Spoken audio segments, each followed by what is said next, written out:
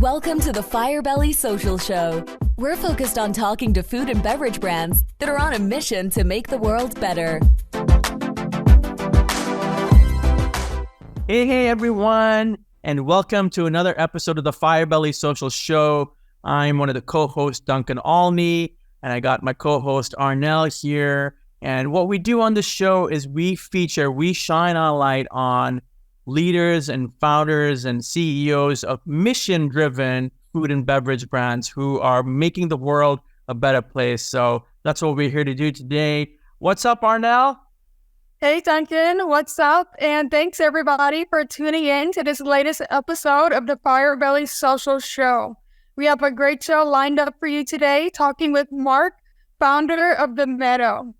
This episode is brought to you by Firebelly Marketing. At Firebelly, we help mission-based food and beverage brands bring people closer through social media marketing. So if you're ready to use social media to create more community and excitement around your food and beverage brand, go to firebellymarketing.com to learn more. Thanks, Arnell. And I'm so excited to introduce Mark. Mark is an entrepreneur. He's a James Beard Award-winning author of 5 cookbooks. He's got 2 different companies, the Meadow and the Bitterman Salt Company.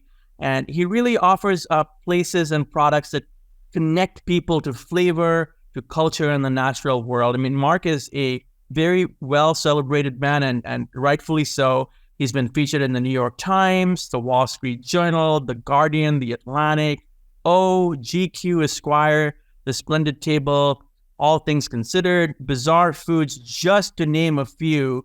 And before I introduce him, I'm just going to say, hey, we're going to be getting real with Mark Bitterman. Mark, welcome. We're so excited to have you. Awesome. That's a beautiful intro. I wish it could just go on and on. That could be the whole show as far as I'm concerned. Get real with Mark. And I mean, so listen, let's start there. Like, what is it in your world and in your mind? What does getting real mean? That's a good question. I'm probably picking raspberries in my backyard right now. That's getting real. When fruit comes in, since we hit springtime, and I go out and I'm picking cherries a couple weeks ago and making a cherry tart and some simple syrups for some drinks. Everyone in my neighborhood is now drinking cherry infused old fashions because they've got little jars of simple syrup that I pass around, and the raspberries are coming in and our produce is coming in, and I guess that's probably about as real as it gets for me. Well, let's use that as a jumping off point. I know that one of the things you talk about a lot is the power of real ingredients. Yeah. Tell us more about that. And I just came back from France, and while I was there, I was thinking about you and your defining experiences in France and how they use real ingredients there. Yeah, I think it's really good food to me is the closer you get to the earth, the better. And you do notice that most, it's really exemplified, obviously in home cooking here at home, but also when you go to Europe and you find that there's such an emphasis on the quality and integrity of the ingredients. And I think what that means is not simply that it's really tasty. It doesn't just mean that it's certified organic. It doesn't just mean that it's locally grown. It doesn't just mean any one of those things. It actually means that it's oftentimes it's actually part of the fabric of your very community. So the realer the ingredient, the closer your connection to that ingredient, and maybe the more intimate and maybe the more kind of vital that connection is. So for me, real food, real ingredients have their own life, and I feel a bond and a sense of my own identity being bonded to it. That's amazing. Yeah.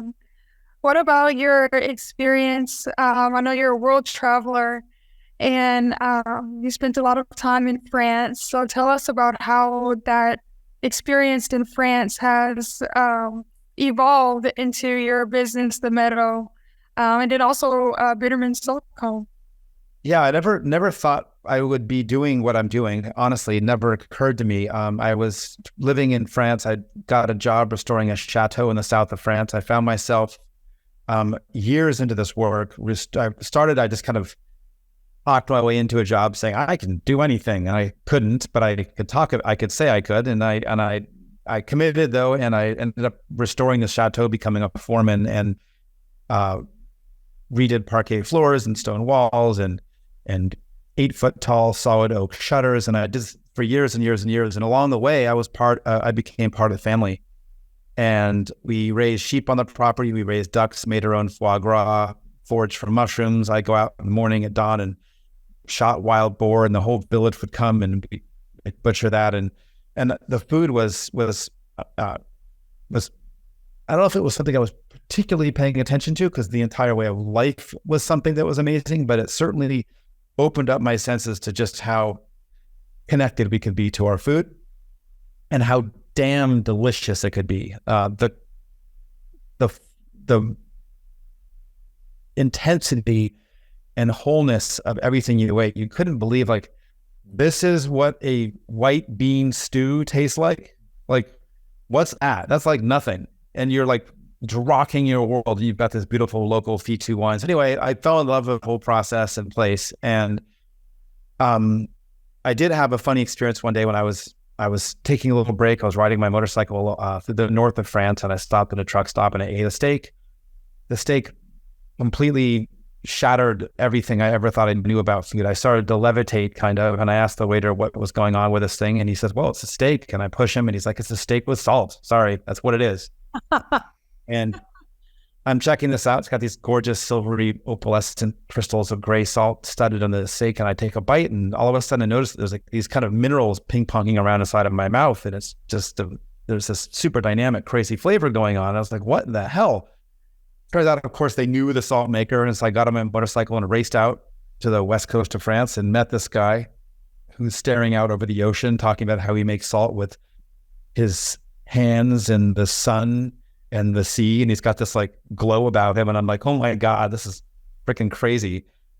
So I fell in love with salt there and then, and ever since then I've spent my life not so much obsessed with salt, but certainly deeply grateful for how much pure natural ingredients bring to our life.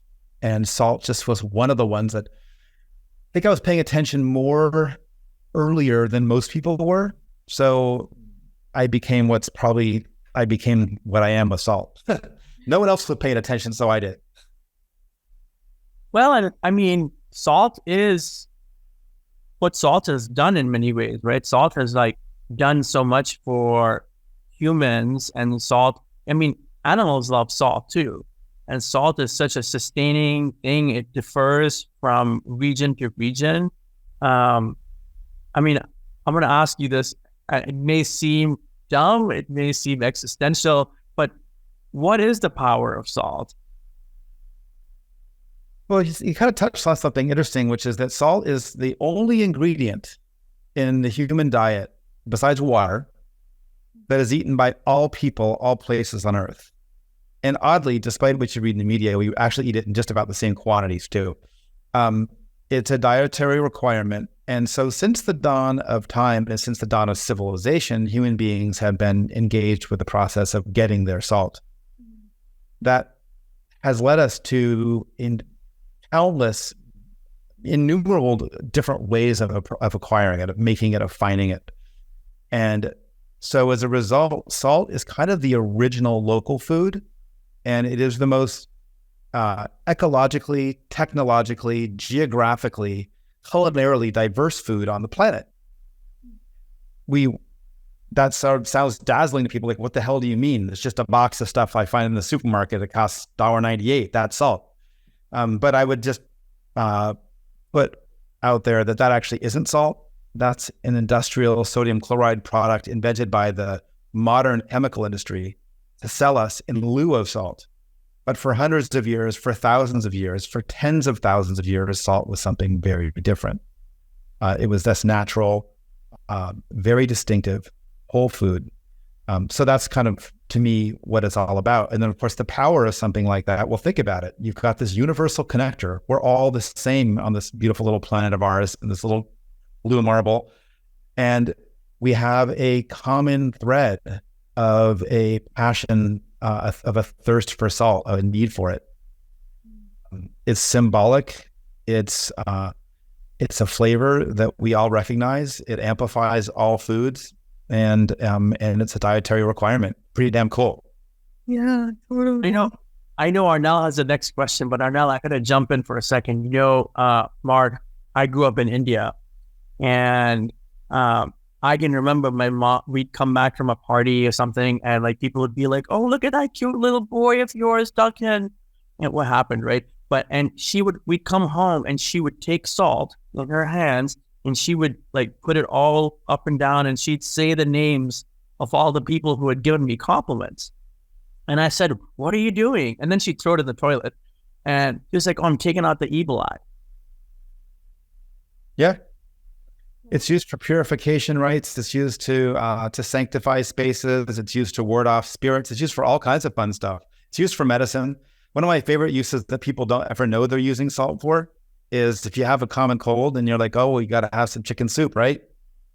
Well, the main physiological benefit of eating a nice bowl of broth is that it's very salty, and it restores your electrolyte balance. So you're drinking all this water and you're losing all these fluids, and you're drinking all this water, and you get your chicken soup restores you. It's just a salt delivery vehicle. A little bit of bone broth in there.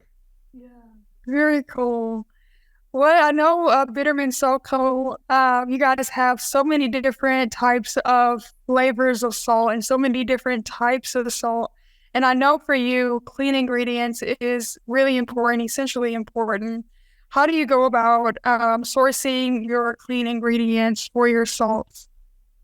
Yeah, so Bitterman salts are our brand that we sell in our shops, but it's also our wholesale brand. We sell nationally in a few different stores with some partners, and we are pretty. So I kind of mentioned there's a lot of different options to choose from if you start looking, and so we really try to curate that. And there's a few things we look for on the kind of interest side. We're looking for, does it taste good? Is it pretty? Does it have a cool crystal? Does it do something different?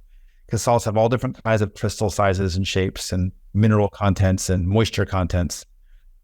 Also, does it have a good story? Do we love the people who make it in particular? Do we want to tell their story? Do we want to share their endeavor with the world? That's a big thing for us.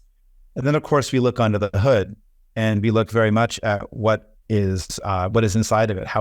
Where is it coming from? So, for example, does it come from particularly clean waters? Is it made with processes that are very respectful of the environment? We're very keen on sun evaporated salts.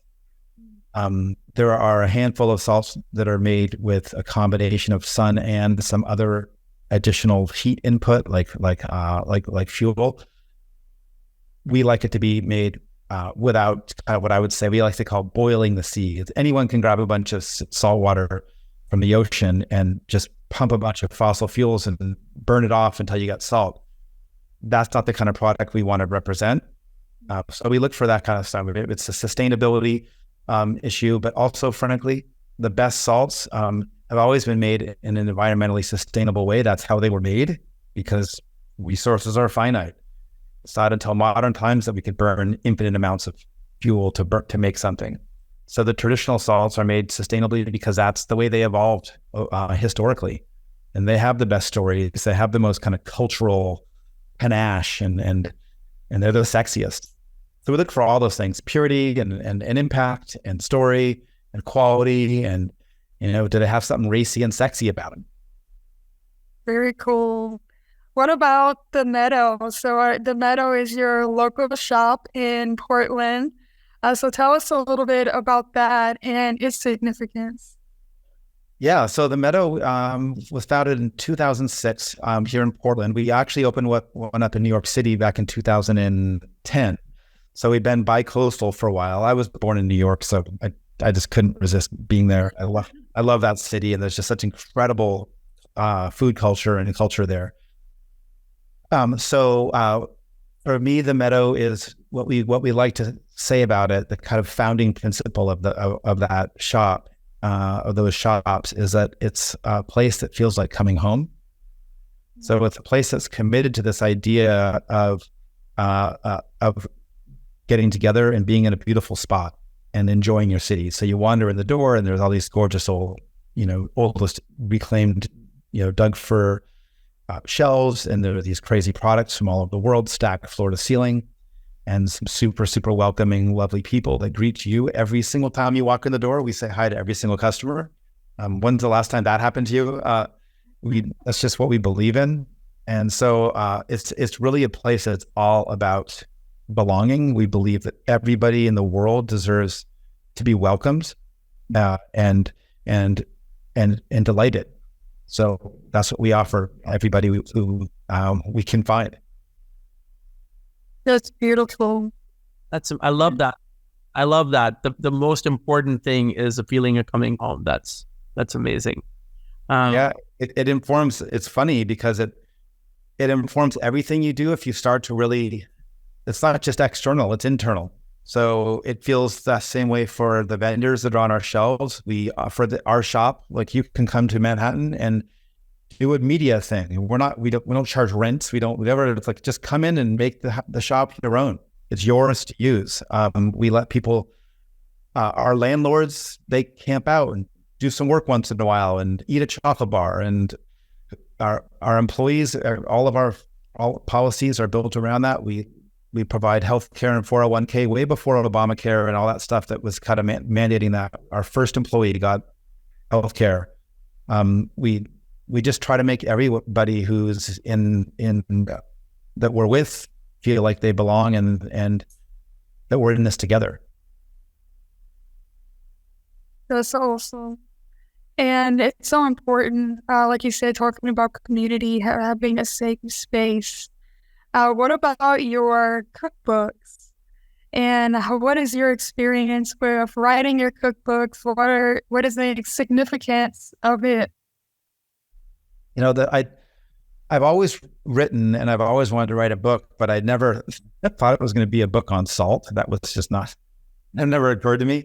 But when we opened the shop, it was one of my great kind of, I didn't know that everyone didn't know about salt. And the amount of education that I found was needed out there. It was just stunning to me that everyone would walk in the door and say, salt is salt. And I'm like, that's just not true. That's just words. And so we were so involved in the education, and we were educating media, we were educating chefs, we're educating our employees, we're educating our customers. I'm learning more myself. It's like, it's got to do something about this. And so I started to put together a proposal for a book. I didn't know what I was going to do or how I was going to do it. And then, of course, a woman walks in the door and says, "Hi, I'm a top cookbook agent. You should write a book." And I was like, "Sure, here's my proposal." The universe was speaking to you. It was speaking to me. Pretty funny. And I knew the publisher that I wanted. They were hard to get, but they were an amazing publisher, 10 Speed Press. And I just knew that they wrote they were attracted to impactful books. Mm-hmm. So I could tell you the story of how I got them to agree to publish it. It's rather weird, but only if you want me to. But please. Well, okay, I'll tell you. It was kind of funny. Kind of bizarre. It was days after, so they had rejected my book proposal. And I was like, oh, that's kind of weird because they're going to be publishing it. I don't know why, but they must have made some kind of mistake. So I better talk to them. So I made a lunch date with the publisher down in San Francisco, down in Berkeley, and I flew down. It was the day after President Obama first got elected. And we everybody got completely obliterated at my house. It was this night it was pretty wild. And so I was not feeling my best when I got in the airport at 6 o'clock in the morning and flew down there, took a BART train and sat down with my publisher for lunch. And I put a bunch of salts on the table. And he's like, "What's this?" I'm like, "Oh, I'll tell you about these. There are some salts." And waiter comes up and says, "What are these?" And I said, "Oh, it gives us this one salt. Here's another one," and telling about the stories about how they're made. And one's from a farm on the west coast of France, and one's from a greenhouse in Japan, and one's from a salt spring in Peru, and telling them little stories. And they're like, "Holy crap, we got to get the chef out here." Chef comes out. I start telling more about the salt, and some more waiters come over, and pretty soon we have a circle of about 15 people in the restaurant standing around us, and I'm talking about salt, this really beautiful restaurant. And the publisher guy is looking at this after a while, and he's like, "Yeah, sometimes we say no, but really we mean yes." It was just undeniable. Everybody was just fascinated by this thing that they'd all taken for granted their whole lives. And that's kind of a fun moment. I mean, it's... I was raising 2 young children and working full time. And I wrote the book, mostly from 4 to 7 in the morning, 3 to 7 in the morning. Took a lot of, it was hard. But I don't think there's any other way to do it, especially a sort of a passion project like that. But it came out okay. Sorry, Art, I'll say that again. Said it came out award-winning. It did that too. It was the right thing at the right time, I guess,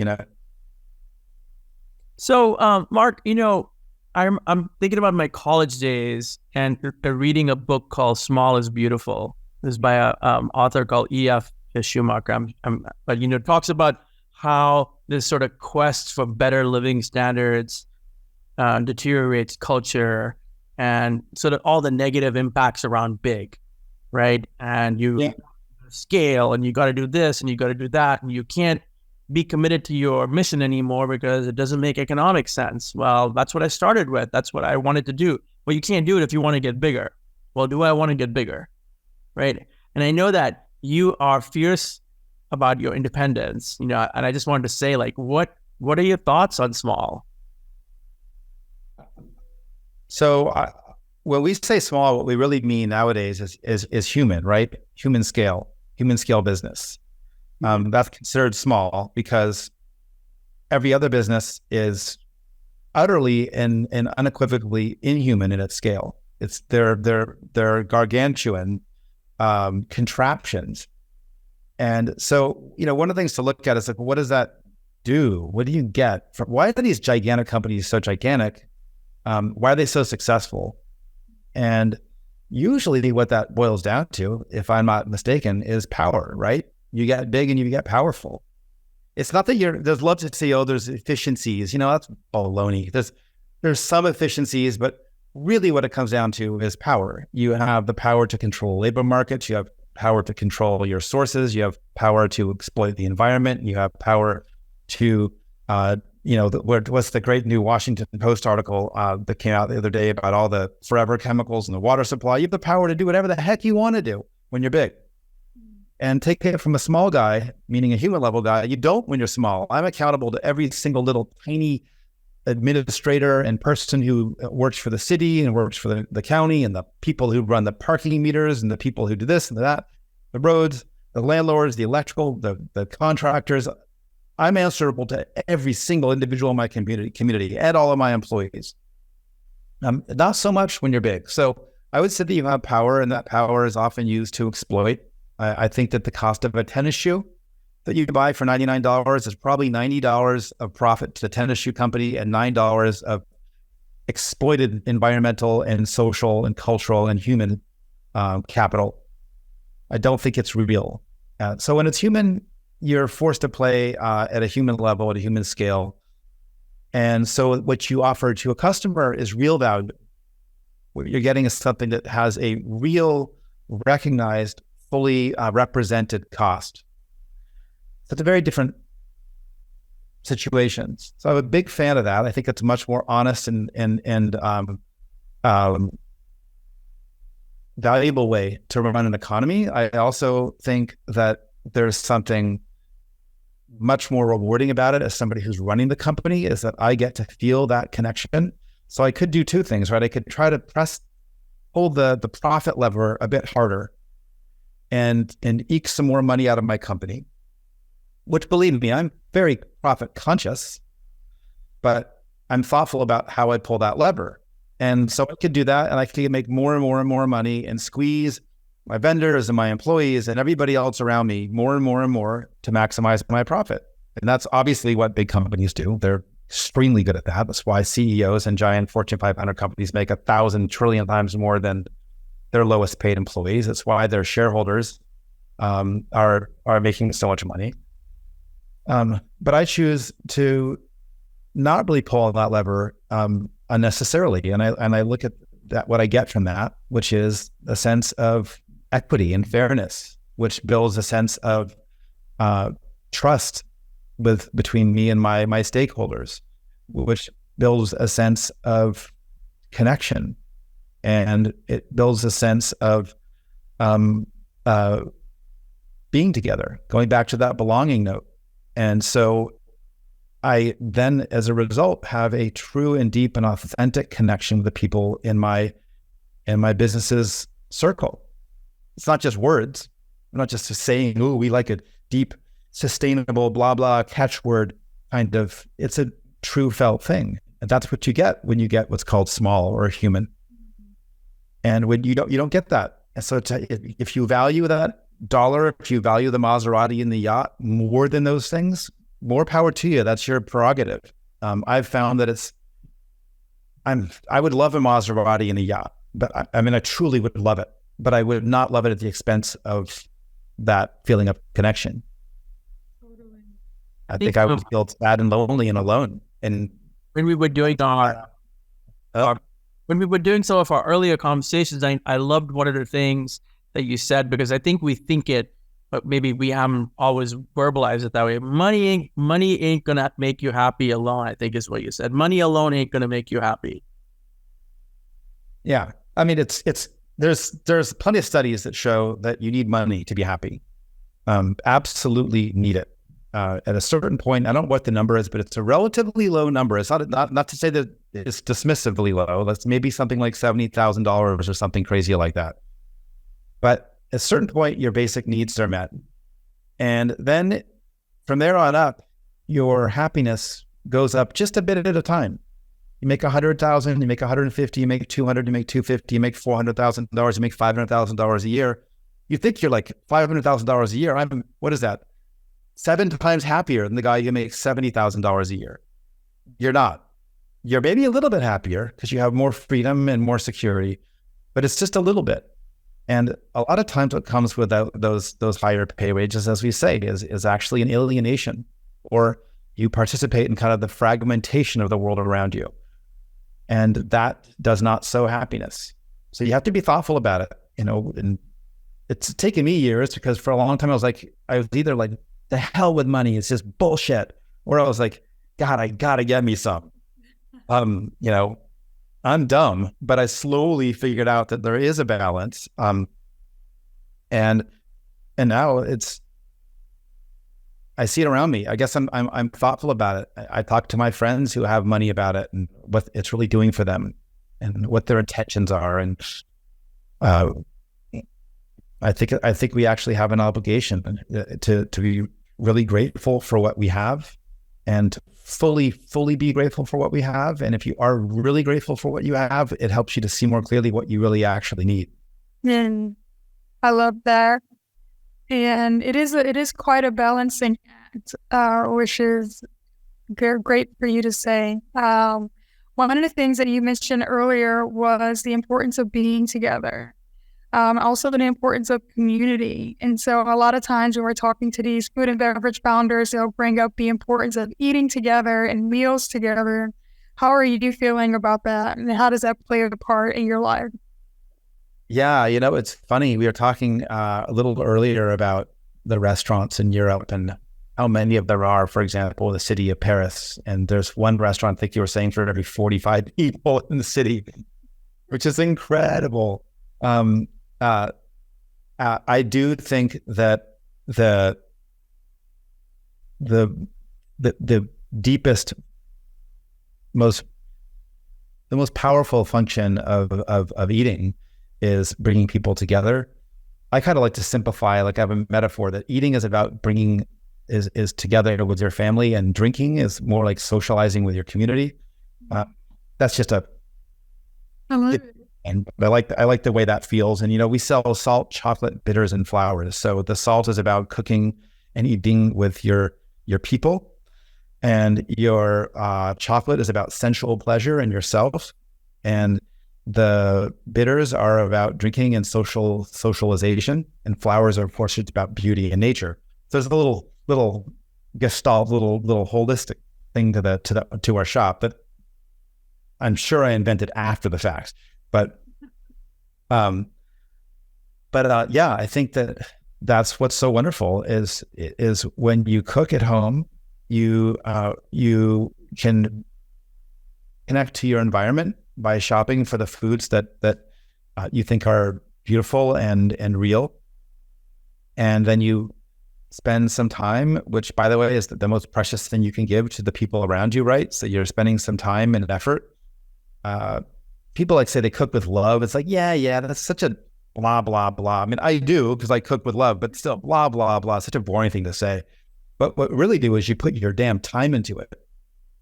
When I invite my friends over, I put some freaking time. I went out, I went shopping, I found stuff, I went home, I unpacked the car, I unloaded the groceries, I cut and chop and clean and put some thought into this whole thing. And it's like, there was a lot of time and effort. And if that ain't love, I don't know what is. So I think that, and then you spend time with them at the table. And that's, that's the kind of thing that I think it's kind of the thing that I guess restores us and fills us up. So I don't know. I think that food is kind of what it's all about. Going to the movies is nice, but it's not as good as having dinner. No, absolutely. And the thing is that, I don't want to watch 3 movies a day, every day. Some days maybe, but I enjoy the ritual of eating. And especially in our family, like, it is a must. We eat one meal together every day, no matter what. And I'm 5 days out of 7, I'm cooking it. And my son's 12, and I'm totally focused on, like, he's got to help in some way, shape, or form. He has to wash a potato, or wash the rice, or, set the table or something. So this has been such an amazing conversation. I want to make sure I let people that are listening know how to find you. Can you tell them how they can find you? Yes, you can find me 3 ways, or at least you can find a manifestation of this conversation we just had 3 ways, which is the Meadow. 4 ways. We have 4 shops in existence right now. 1 in New York City and Nolita, kind of on Mulberry Street, and 3 here in Portland, Oregon. We do have a website where this is very mom and pop. The site looks pretty polished and shiny, but it's very much a labor of love, and there's just a couple of us doing all the work. So we deliver that kind of customer service online as well. And so you can find us online at www.themeadow.com. And our salt products are available nationally in Sur La Table stores. And we do sell wholesale at at bittermansalt.co, Bitterman Salt Co. That's amazing. Thank you so much. Before we end, is there anything that you want to put out there, or you feel like this is your moment to say? Well, I just thought about one other way to connect, which is the books are available. You can buy them at your local bookstore. You can buy them at one of those gigantic and unnameable, huge online sellers, but you could also probably find them at your local store. Salted, a manifesto on the world's most essential mineral is one of them. And I did write a book on bitters, which is the field guide to bitters and amari, if you want to drink some cocktails. What else would I want to say beyond that? I don't know. This has been such a pleasure to talk to you guys. You're very easy and fun to talk to. I wish you were closer. I'd want to have you over. Well, we're planning on doing that with you, Mark. We'll find a way to make it happen. We have so many other things to say. I know we are on a limited time format today, so but we love what you're doing. And one of the things that Arnell and I love to do on the show is to thank the people that are doing this. I mean, no one comes on this show without being vetted, and we look for values, and we follow and we admire what you're doing. So thank you for making the world a better place. Oh, very nice of you to say. It was really a pleasure and honor to be on your show. Well, thank you everyone for listening. And I've never said this before, but like us, share the show, hit the subscribe button. You can find us everywhere that podcasts are found. It's a painstaking process that we're doing, building this by recognizing people that are making the world better. Arnell, you got a message for us? I do. Thanks. This episode is brought to you today by Firebelly Marketing. At Firebelly, we help mission-based food and beverage brands bring people closer through social media marketing. So if you're ready to use social media to create more community and excitement around your food and beverage brand, go to firebellymarketing.com to learn more. Thank you, everyone. This has been another episode of the Firebelly Social Show. Thank you for listening, and we'll see you on the next one. Thanks for listening to the Firebelly Social Show. We'll see you again next time, and be sure to click subscribe to get future episodes.